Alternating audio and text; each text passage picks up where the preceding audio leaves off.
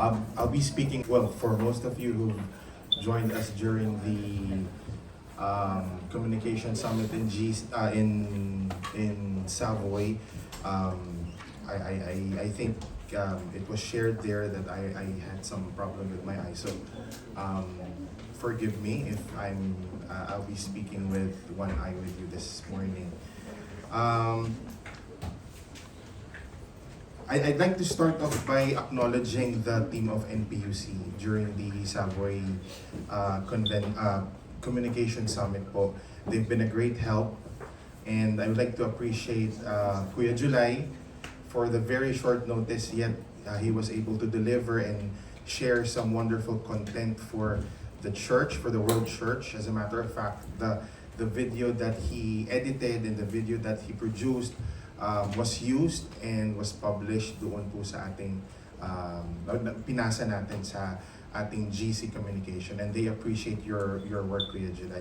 Also with Pastor Kyle for reporting the news that we had dun din po sa summit, and also for Fiona for wonderfully coordinating yung ating communication summit with our counterparts po sa NPUC. And NPUC has a wonderful communication team, and we praise God for their hard work and for their dedication in spreading the gospel through the field of communication. So let's give the Pastor, congratulations for a wonderful team.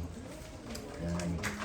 Okay, so I appreciate the fact that we started off with the mindset that we are writing not because we wanted to inform, but we are writing because we wanted to evangelize. That's two different things. It's easy to write just to inform because we all have the facts, we all have the information, but it's a different story if we are writing for the purpose of evangelizing. And, uy, nandito si Rachel. Hi! Nakakala ko nasa ibang bansa ka. Oo, nakabalik ka na ako. Alam niyo po, nakakamiss ang NPUC.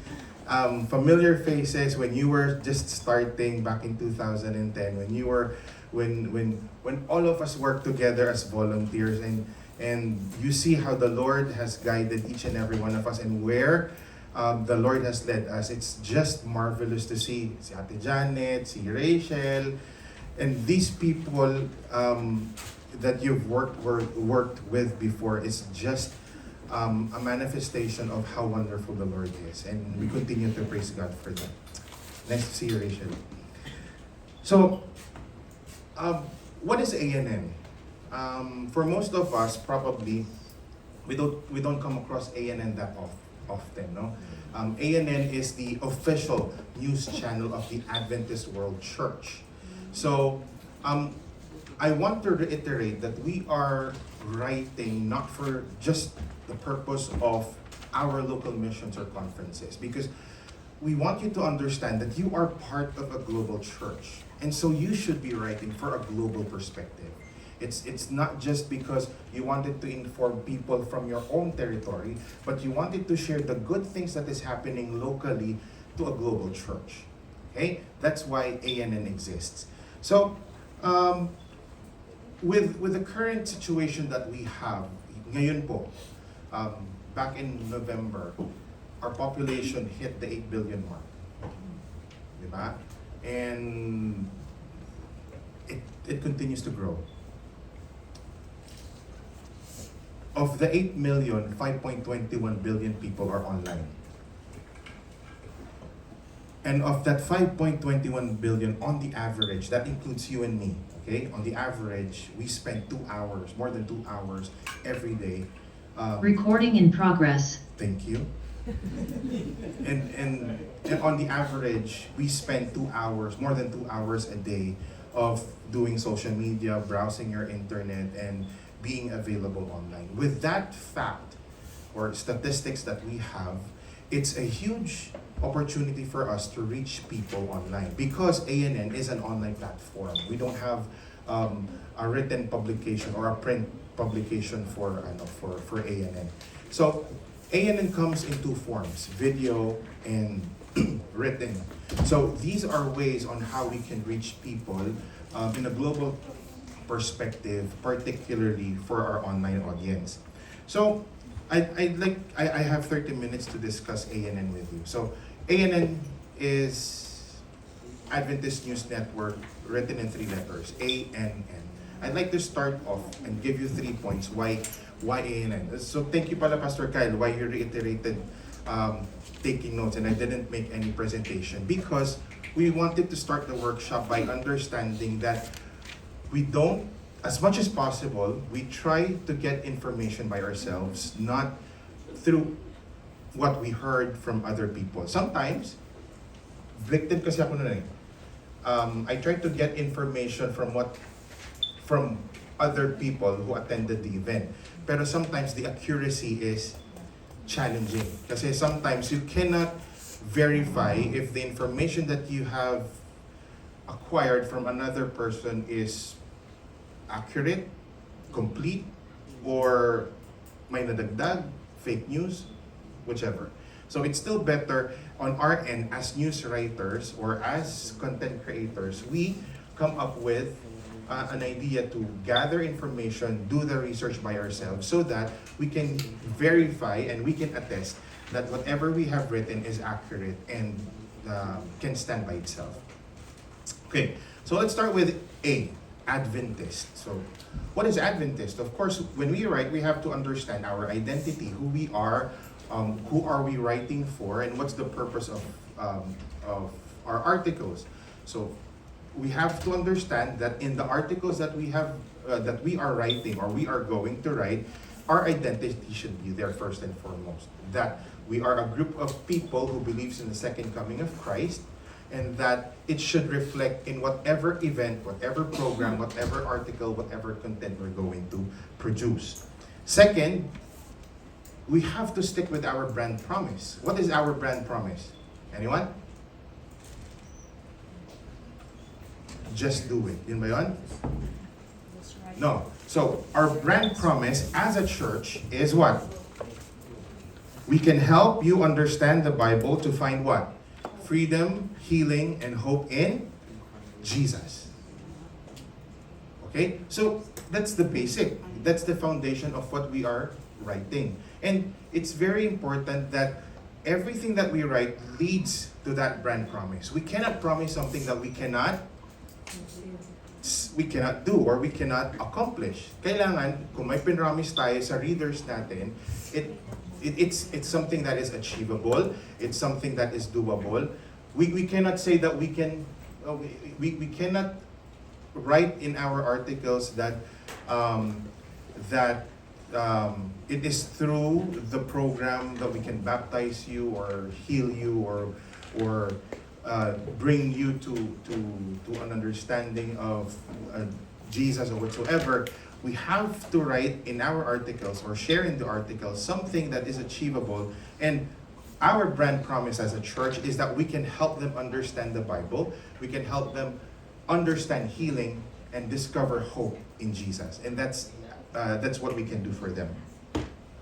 Second is yung tinatawag nating key performance indicators. Are you familiar with the key performance indicators? Okay. Now, it's very important that it will reflect in our articles. Okay? I hope I can show it to you. But if you can go visit, if you have access right now to your internet, to the internet, you can go visit www.iwillgo2020.org/KPIs. Can you visit that? And you can see there, find your KPIs. So, ask yourself when you write an article, say for example, this one, news writing. Now, there are ministries indicated on the right side of that website. Ayan po. Find your KPIs po. Yung kabila. Yan. Find your KPI. Tapos, you will see their topics and ministry. You can drop that and see 83 more. Yan. And you can search for communication. Yan. So, you can see there. You can verify if, say for example, were we able to meet some KPIs while we are doing this event or while we are doing this program, or if it's about a story of a person, or if it's a conversion story, or if it's an impact story, were we able to meet at least one of the KPIs so that we can attest or we can say that in the contents that we are writing, we are not only benefiting the church, but we are also benefiting those people who are wanting to know more about Jesus. Okay? So, kung nag-iisip tayo, ano pa yung mga content na pwede kong ilagay? Ito yon. So, one is to make sure that our identity is in our article. I'm not saying that you will put there, we are Seventh-day Adventists, but as you write, it's incorporated, it's sandwiched within the article that you're creating. Second, our brand promise. Does it reflect the article that we're making? And the third one is our KPIs. Ito yon. So, say for example, Pastor, can you look for, say for example, communication po. Ayan, communication. So, if you will see, pag kinik yung communication, merong 5 KPIs na indicated. Ito yon, lalabas siya. So, ano yung mga KPIs na nakalagay? Sabi dyan, GC periodicals include at least one story from 1040 window or large urban areas in every issue. We are having this training for the purpose of creating stories within the 1040 window so that we can share it to other people. Okay? So, na-meet natin yung KPI na yon. And pwede natin ilagay dun sa article that the objective of the training is for us to equip leaders from local missions and conferences and remind or empower about the importance of creating impact stories that will inspire people in seeking Jesus, what have you. Okay? But the idea, we have the KPI included in the article. Okay? Hindi naman word by word. But of course, you're rewarded in a way that it will flow smoothly doon sa write-up na ginagawa ko ninyo. So that's where A, Adventist. Again, our brand, our identity as a church. Second, our brand promise. The third one is the KPIs. That's who we are. That's Adventist. Okay? Next, news. Ano naman yung sa news? What are the things that we can find in news? Or what are the things that we have to remember when we talk about news? First is our content. This is very crucial. When we talk about content, I think there's a strong urge to encourage our local missions and conferences about writing globally. Okay? Bakit? Kasi, okay, pag-usapan natin yung how can we write globally yet locally in context. Okay? Ganito. So, let's think globally first. Always remember that when you are writing, you're not writing for NPUC. When you're writing, you're not writing for NELM or for SCLC or for CLC. You're writing for the global church. Okay? So, just imagine, if you say that, sabi natin we're writing an event here for NPUC, how are we going to make this event global in perspective? Okay? So, one is that, normal ewan ko kung sa Philippines lang ito, Ate Janet, but we normally say so many names in our articles when in fact these people are of, how should I put it, na hindi offensive, are of no relevance masyado for the global church. They get my point? Sometimes we focus too much on the event, on the people, the president, the executive secretary, what have you, pero we forget to focus on the gist of the event, why the event was there in the first place. Why do we need to have a communication training? But sometimes we tend to, I think because of the high PDI that we have in Asian countries, that's why, But one thing that we should remember is that we should be mission-oriented. I'm not saying that we don't need to include them. We have to. But it doesn't need to include everyone, like down to the opening prayer and who served the food. I think that's unnecessary anymore. So I think it's a crucial, it's a very important, a conscious effort on our part as writers to determine and to have a discretion which or up to which part of the event should be included and should not be included.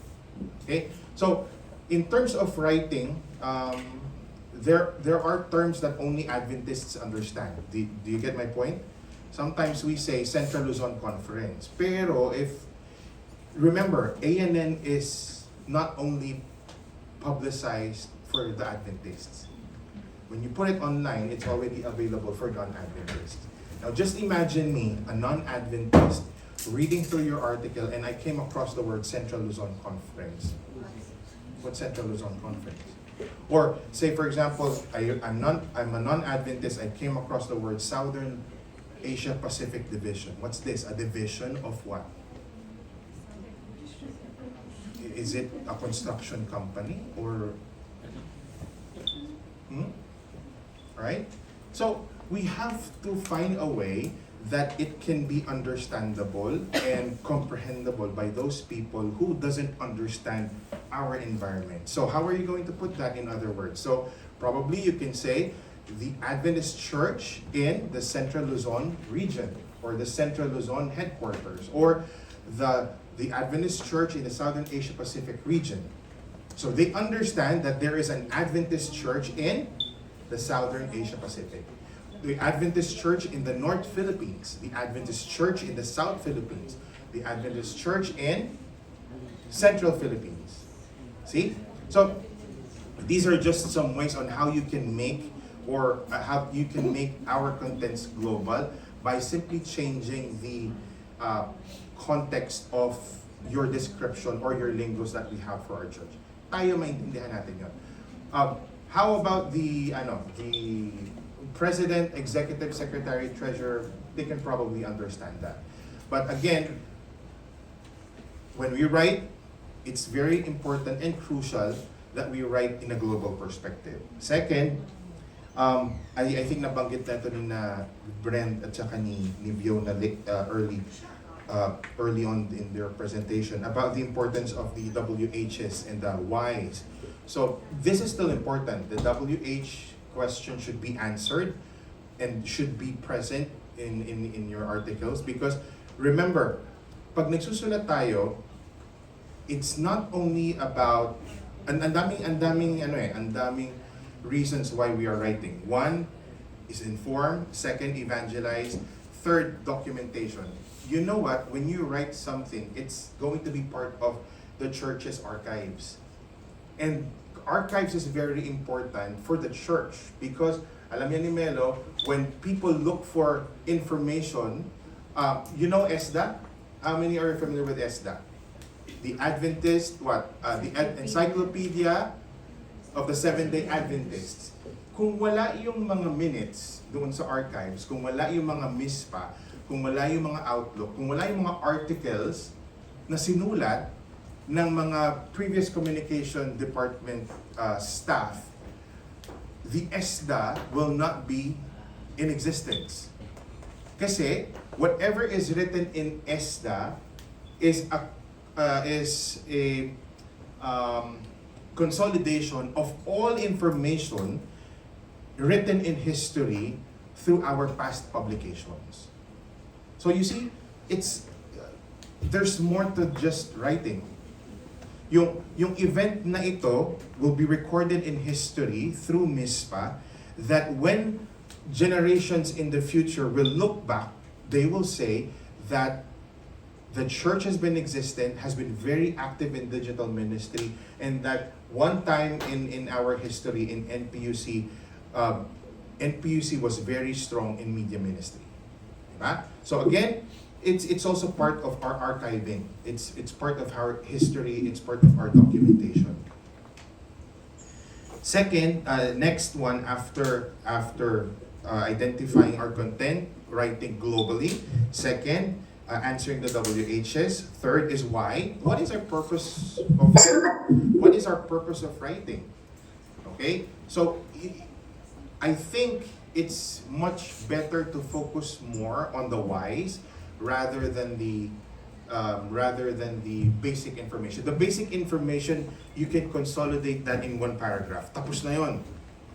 Pero if we answer the question, why are we having why are we having a news writing training? Because we need to equip we need to equip writers in our local missions and conferences. Why do we need to equip our our writers in the local missions and conferences? Because we need to share what's happening in the local fields to our world church. Why do we need to share the news or stories that is happening in our local church?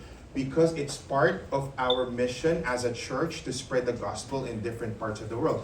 Why do we need to spread the gospel? Why is it our mission to share the gospel in different parts of the world? Because that's the mandate of Jesus Christ to us when He ascended to heaven during go ye therefore, and so on and so forth. So, you see, the never-ending why is there. Hindi ka mauubusan ng content, hindi ka mauubusan ng sasabihin. So, it's just a matter of making making your readers realize our purpose of existence. Why do we have this event? Bakit tayo gumagastos ng napakalaking pera para sa mga event na nangyayari sa loob ng church? See? Next. Sa news pa rin tayo, writing a headline. A headline is very important because it captures your readers. The moment that they read your story, they read your headline, it's a make or break whether they're going to stay or not. Meron kaming ginawa before. It's not an article, but it's a program. Jesus Is. The Jesus Is series was live streamed strategically during the Holy Week. So the concept was to come up with Jesus in different characters. In yung kanyang pagkatao. Jesus is the King, Jesus is a friend, Jesus is the Redeemer, and so on and so forth. But yung Jesus is na yon, we made a post to make it clickbaitable, no? So that people can it's not something that you think for one day. It's something that you collaborate as a team, you think through on how you're making it interesting so that people can go visit the website or the social media pages that you create for your page. Next is writing a lead. This is where most likely the WHS will appear. All the information about the event is there. It supports whatever headline that you made. Okay? Or you can also put a little bit of the WH there. Next is what to write. So, ano ba yung mga stories na pwede nating isulat? One is we write stories about the events. Second, we write impact stories. We write obituaries. We write inaugurations. We write church organization news, appointments, elections, and we write official statements. Okay? Ako, preferably, I would normally in a daily workflow, most likely most of us will write stories about events and impact stories. But between impact stories and events, I would prefer that you submit impact stories. Kasi sometimes, or most of the times, impact stories kaya nga tinawag na impact stories, it creates impact to people who reads it. And not only the church, but also those people outside of the church. Okay? This is one way that we can minister to them. Now, we proceed to the next part of the 3, A and N. So we're proceeding with the next N, which is network. So with the network, we have, when we say network, it's connections, diba? And I would like to encourage everyone that when we write our articles, it's one way of promoting your co-departments, co-institutions in the articles that you make. I'll give an example. Every time we partner with ADRA, you will notice that at the end of each article, there is a promotion as to where you can visit ADRA so that people will understand more who ADRA is. We don't leave the article as it is na binanggit lang natin yung ADRA. Because of course we can understand each other within our community of Seventh-day Adventists. But this is an opportunity that we can let the people know more about who we are, right? So don't miss that chance to lead people by using links, leading them to these organizations, these institutions, so that they can know more about us as a church. Okay? So it's not just ADRA ORG, but you can also lead them to ADRA PH. The same goes with AUP. So recently we published an article about the white coat, anong tawag doon, sir? Ceremony for the dentistry. So we published that on our website sa Adventist Asia. Pinick up ng ANN, kinuha ng Adventist Review, kinuha ng Adventist World Radio, ng Adventist World.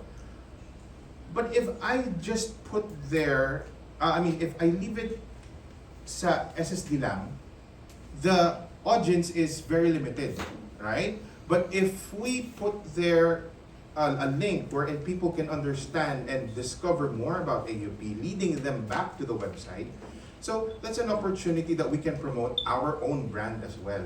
So please encourage your writers, make it a habit that when you see other organizations involved in an event or in an article that you're making, make it a habit to promote them. Make it a habit that you partner with them. Make it a habit that you create a connection between us and the world, between our organizations and the world, so that they know that we are a network. We are one of the best educational systems in the world.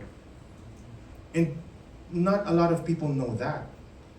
So, if you are talking about education at the bottom, at the end of your articles, after explaining to the people about what the event is all about or what education system is all about, you can highlight at the end. This is our article anyway, right? You can put at the bottom of the page that the Adventist World Church is one of the best educational systems in the world, with more than what, I don't know, 600 primary and secondary schools worldwide. Isn't that something that the world should know, so that they can enroll their children in our schools? So don't miss that opportunity. Let them know. If it's PPH, promote PPH at the bottom of your page, that PPH is offering Adventist Health and Home, that PPH is the publication of the Seventh Adventist Church in the Philippines. Or if you have a nearest ABC, contact PPH for the nearest ABC. What's ABC, Ate Janet? Adventist Book Center. Visit for more information about PPH and to get more books of the Philippine Publishing House. Please contact PPH, yung website, linking them to the website, and visit the nearest ABC near you. Right? So, when you write, it's not just about writing the event, but it's also an opportunity for us to collaborate and make networks with. We won't be able to help people in Turkey and Syria if not for the collaboration we work with ADRA. Okay? I didn't make the article. ADRA ORG created the article. But ADRA International coordinated with the division so that that article can be broadcasted or can be published in the local missions and in the division. What we did, we published it also in our social media account, leading people to what? To scan, to donate, to know more about what's happening in Syria and Turkey. Because that's how we help each other. Okay? And through these simple platforms, we can create a network in such a way that information can be disseminated in the fastest way possible. Minsan lang, hindi natin na ma-maximize yung pag-utilize. I'll give you another example. Nagkabagyo sa Manado. Diba? Ito lang, itong January lang, nagkabagyo sa Manado. It was the first time that Manado was flooded. Normally, Indonesia is bombarded by, Normally, Indonesia is bombarded by earthquakes. But for the first time, Manado down ng Philippines, malapit sa General Santos, was flooded. So we contacted, wala naman kami dun eh. But we only found out more information about the calamity because of ADRA Indonesia. Or we coordinated with the ACS of Manado, not Manado Conference, but EIUC. You see, ang sarap ng connections if we are a network of Jesus newscasters, if I may say, if I may put it that way. If we are connected, if we are a network of news reporters for Jesus, just imagine the flow of communication and just imagine what impact we can create to people's lives through the news that we are making. Yun yung dream na gusto namin ma-achieve. That when something is happening in Manado, we can just say, when there is something happening in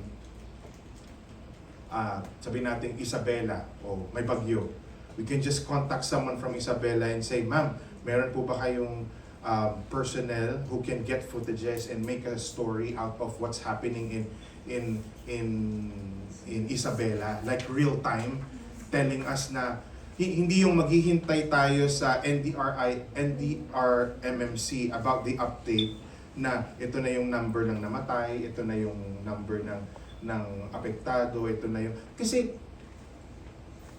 I'm just so proud of what the church can do. ADRA can get the information because they have links with the government. Bakit maghihintay tayo ng information from the government?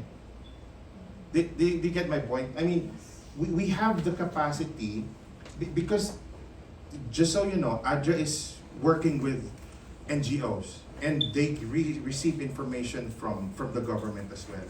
Ang nangyayari, when we try to make our stories, we depend on what ABS-CBN and other what news agencies give us, and then we write story about that.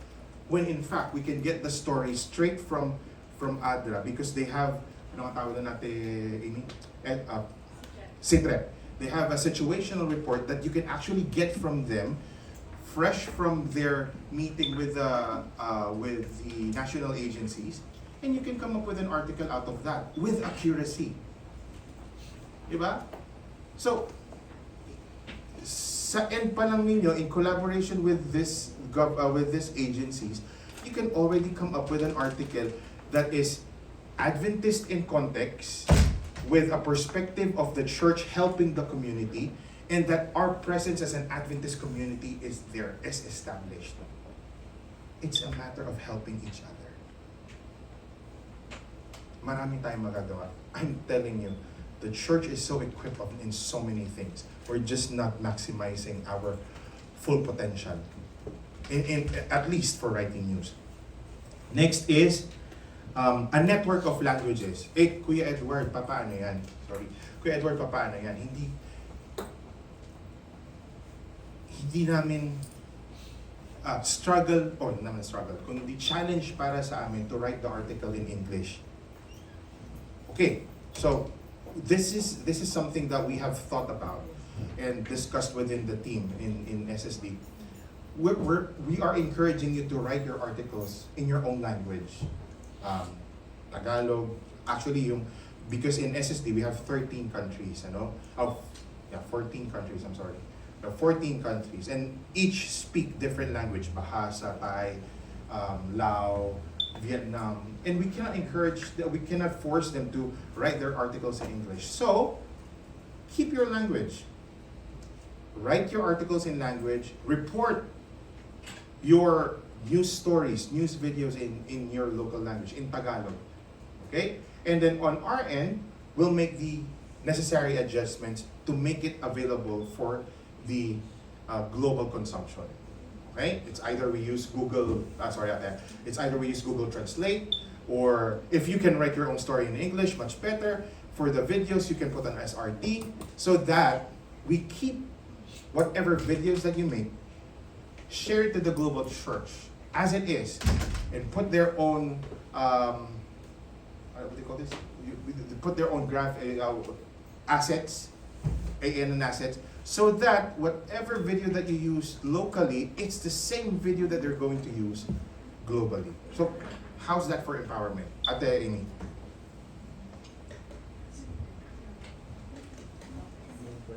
Okay. So, maybe just in support po sa sinasabi po ni Kuya Edward. So, for, when he was saying earlier, when we develop our seat reps, usually po kasi, it's not actually, mas nagde-depend actually kami sa ACS. Hindi kami gumagalaw pag walang request ang mission or conference. It is only when the ACS director actually calls us and makes us, because we cannot move into that area without the request eh.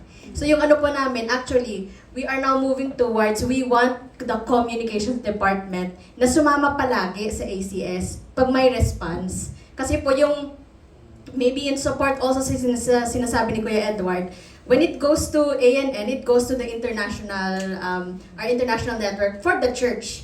Pero I am speaking siguro in behalf na rin po for the network for ADRA, because your photos and your stories can actually get to our donors.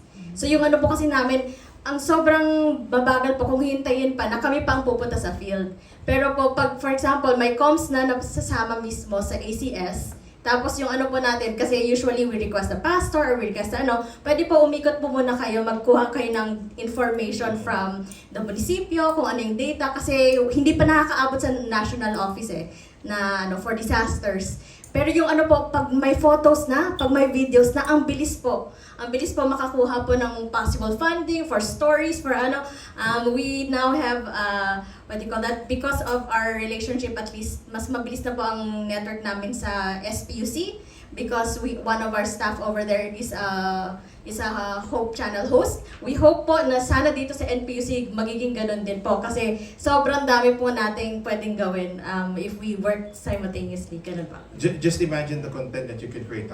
Say for example, isang natural disaster.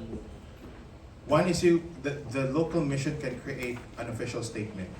The official statement says, the Adventist Church in North Philippines prays for those people who are affected by this calamity. And that is impactful kasi the church doesn't have a straight connection with the community, and yet here is the Adventist Church praying for us. That's something. Diba ginagawa yan ng ABS-CBN that their president or someone influential will create a video and will say, kasama nyo kami sa hirap at ginawa. Pero wala naman sila doon. But we are actually there. That's the point. That's the difference. ADRA is there. We may not be personally there, but we have a right arm of the church in terms of relief agency who extends the church's help to those people who are affected. So, one, official statement in writing or in video. Second, the actual report of what's happening in the location.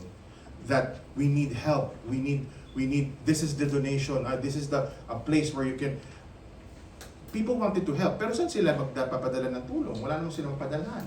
Kasi wala tayong sinulat. Right? So saan sila papadala?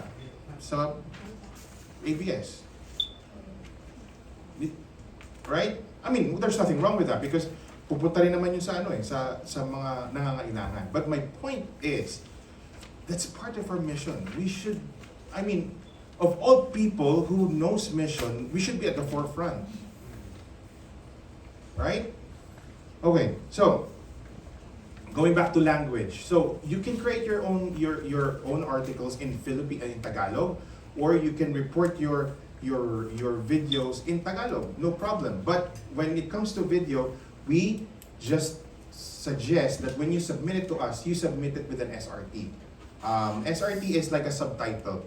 I think your technical people will understand what I'm trying to say, but it's one way that people can understand what's happening in your territory because it's written in English or it's subtitled in English.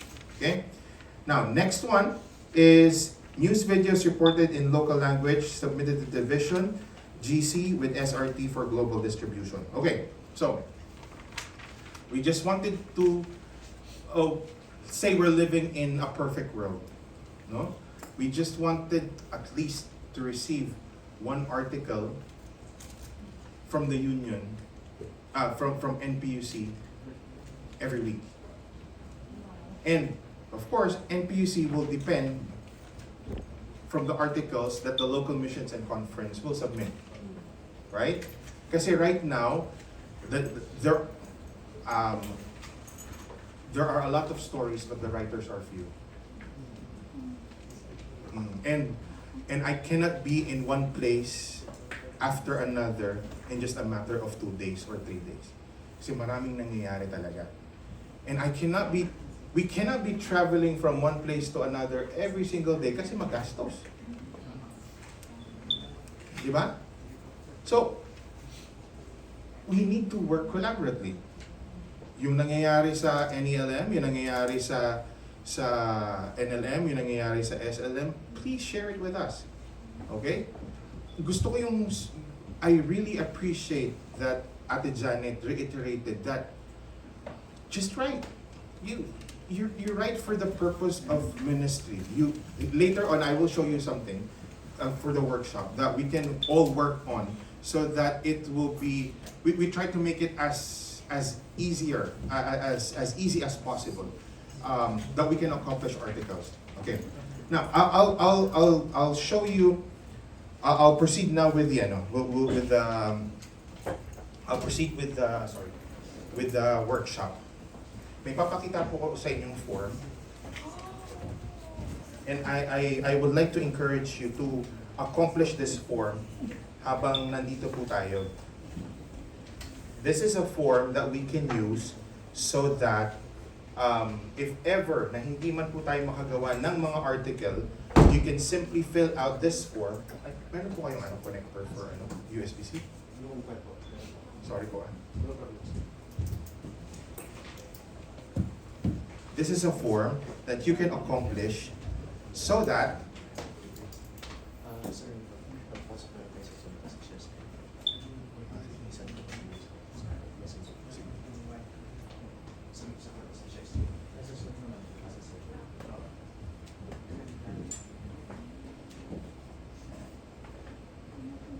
okay, so bago ko pakita yung form. So doon tayo muna sa best practices.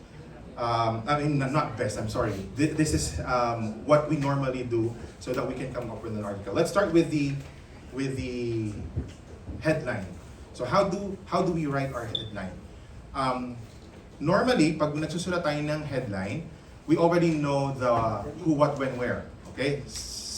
Let's talk about in this activity. What's the who? But be more specific. Speakers, attendees, communication leaders, writers, Adventist writers to be more specific, or ano ba? Adventist writers. Okay, who? What? Ano yung what natin? Seminar, news writing seminar. When? Hindi naman na siguro mahalaga yung when pa sa title. Valentine's Day. Adventist writers write for Valentine's Day. Just kidding. Anyway, so at least yung two na yun. What, when? Who? Yeah. Who is the Adventist writers? When? What? Communication Summit. Now, very crucial naman dito yung verb na gagamitin natin. Okay? Ano yung mga possible na verbs na pwede natin gamitin to incorporate these two ideas? The what and the who. Present tense. What? Ang normal dyan na lalabas is attends. Adventist writer attends writing seminar. But do you think it's effective? No. What do you think? Ano pang verb na pwede natin gamitin? So this is the word mapping na sinasabi ni Ito yung word mapping na sinasabi ni Ate Janet earlier. Engage, yes. So try to think of words that can link to thoughts in your article, in your title, that will make it impactful and powerful. So it's up to you. Engage, equip, empower. What else? It's up to you guys. But that's normally what I do when I write my headline. Another thing that I do is that I research. So, sino yung nandun sa nun sa Communication Summit last sa Savoy? Remember nagtanong si Sam Neves at saka si Alisa Truman para dun sa title ng topic ni Pastor Williams Costa. doon sa Jesus failed in His ministry. Remember? If you will... Okay. It's helpful that you do research. Tingnan nyo ha. Okay. Sorry. Okay. For example, this one. Jesus failed in ministry, Adventist content. Ayun, no? So may lumabas na isa from Ministry Magazine, and this is the title that we suggested nung sa team namin. Jesus, the leader who failed, what really constitutes success and failure in pastoral leadership. So you see, bakit ko sinasabi ito? When you write an article, when you write a headline for yourself, it's very important that you do research. Say for example this one. Ito event natin, Adventist writers. Tapos, saan ba meron tayong article? Ay, saan ba tayo nagpapublish ng mga article? Adventist News Network.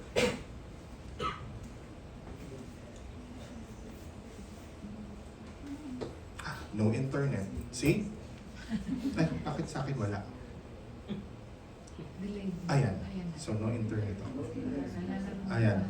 So hanap tayo ngayon dito ng mga articles, titles na mayroong Adventist writers or Adventist communication.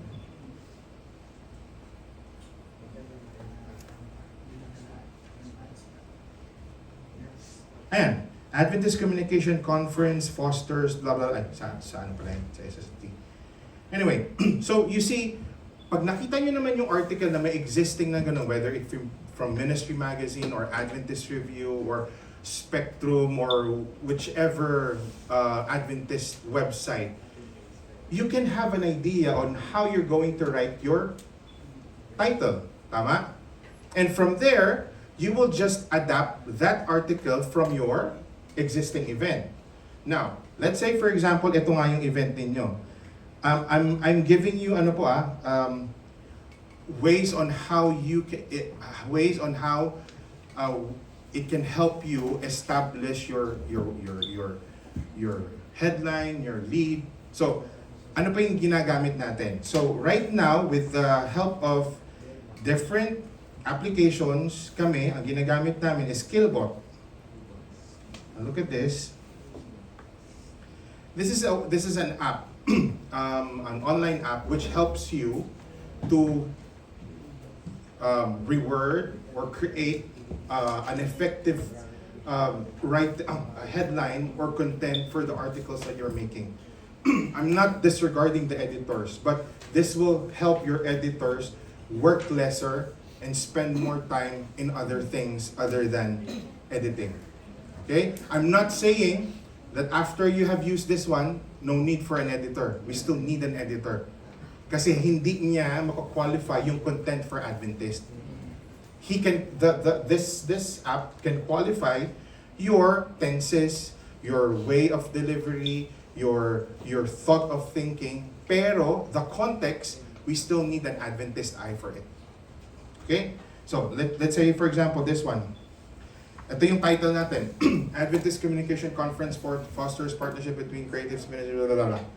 Okay, so paano niya i-rephrase? yan yung i-rephrase niya. Adventist Communication Conference encourages collaboration between creatives and ministries. Okay, so it's another way of putting it. Okay? Pero if you want to shorten it, meron siyang option doon. Okay? Adventist Communication Conference promotes ministry, creative cooperation to boost digital evangelism. Effective title? Yeah. It works for you? Okay. See? So, it's a matter of finding the right keywords, deciding the right verb to use to make it impactful, look for assistance for online applications, seek for advice from an editor, then have confidence to publish it. Helpful? Okay. May bayad nga lang. Hindi ko na po problema yan. Okay? Sa inyo na yan. Okay? Pero mura lang yan. Hindi po ako bumili. Si ano po ang bumili. Yung team namin.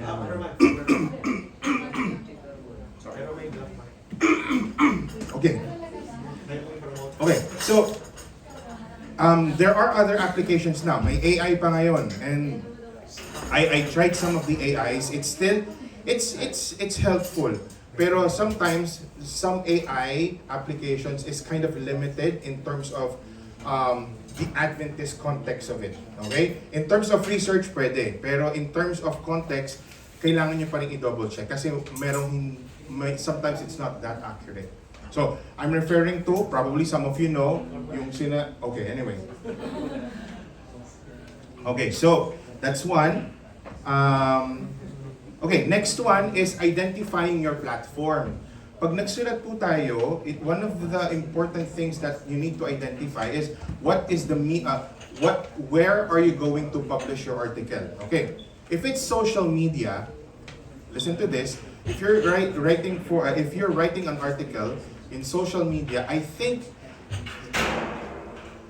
a 300-word article is not suitable for social media because based on what we have done recently, kasi nag-transition kami from a non-active social media social media page of SSD to like a daily basis of boost ng post. Ang laki nung trajectory na bigla siyang tumaas.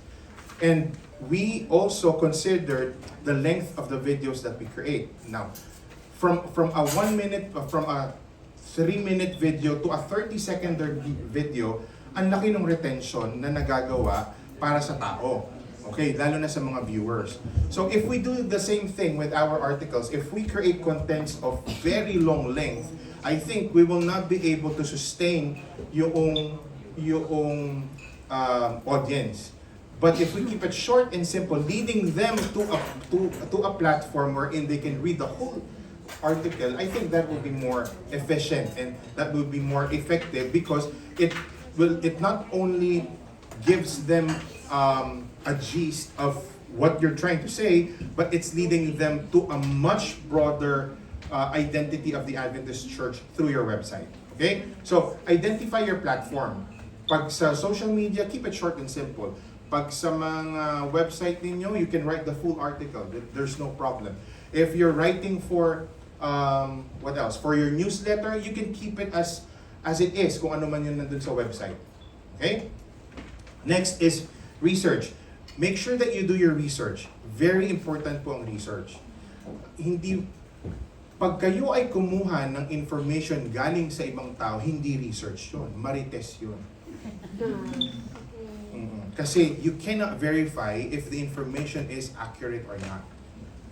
Unless he or she is working for the communication department. I'm not saying na wala tayong tiwala dun sa ibang departments. But sometimes, when I share an information, it becomes bias. Nakukuha niyo yung point? Pag tayo ay nag-interview, ganito, when you are in a, say for example, watermelon exchange cigarette event, okay? Who is better to ask in terms of quotation? Yung nag-conduct ng activity o yung nakatanggap ng activity? Bakit? Exactly. Pag yung nagawa ng activity, sino gumawa nun? Tayo yun eh. So, do you expect that person to say something ill about the church? No, it's all good things. And that's good. Pero if you actually ask someone from the community about how impactful the ministry was to her as a non-Adventist, don't you think that's more believable? That's more impactful kasi ako na non-Adventist, na-bless ako sa ginawa mo. Do you get my point? Unlike if you make the ministry and you interview someone from the Adventist Church as well. I'm not saying na hindi natin kailangan gawin yun. We can. But you have a choice as a writer. Diba? Now, we proceed to the next one. Research, kasama ng research yung quotations. Nabanggit namin yun dun sa training last last January.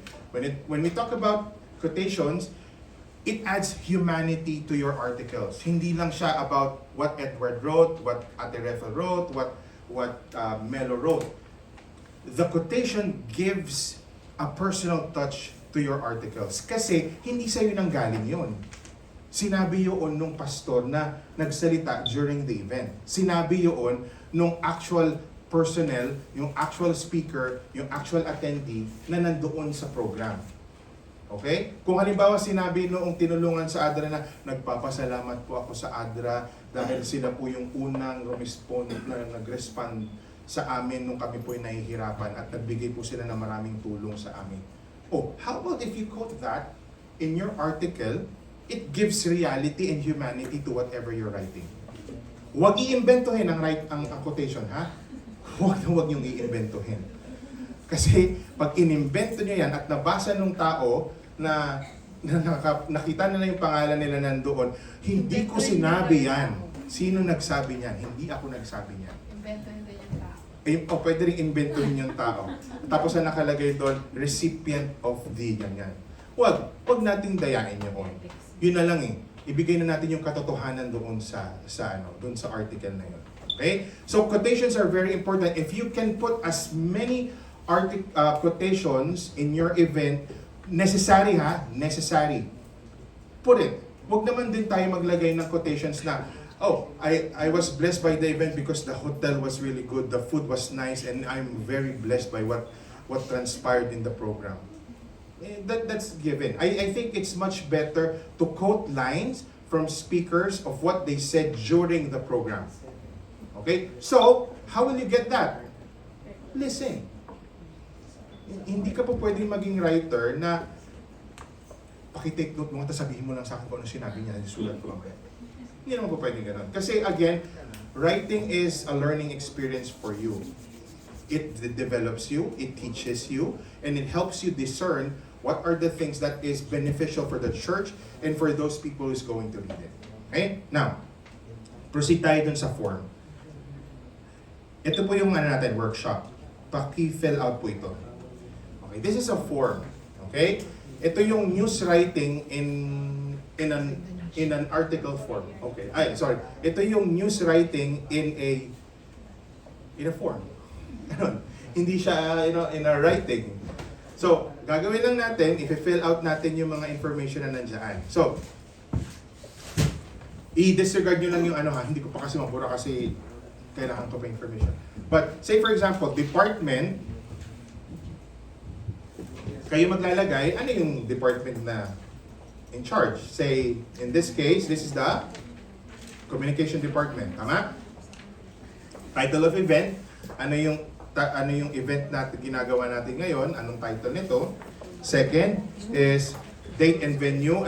Well, nandiyan naman yan, given na yan.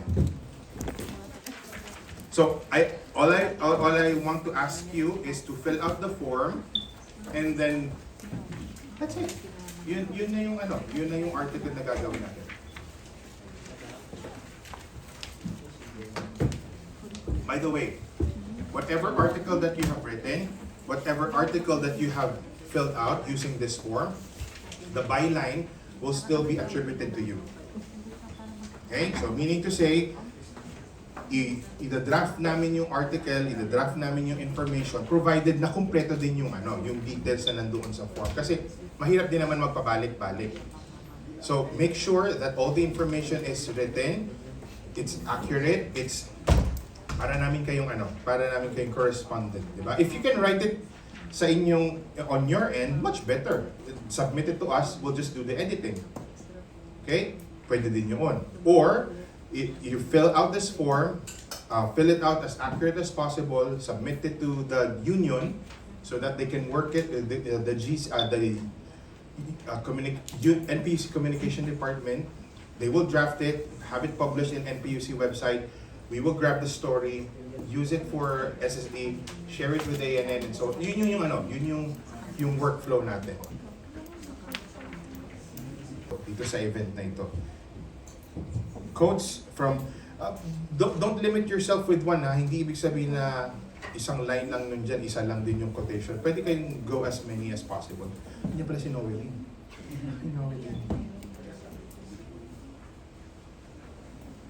Yan.